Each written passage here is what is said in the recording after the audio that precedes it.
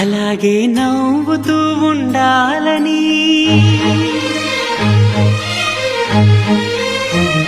అలాగే నవ్వుతూ ఉండాలని నింగి నేల వాగు వంక చెట్టు చేమ గువగూడు ఆశీర్వదించాయి.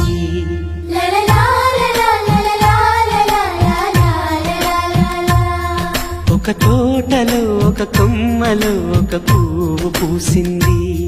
మహారాణిల మహాలక్ష్మిల ఆ పువ్వు నవ్వింది.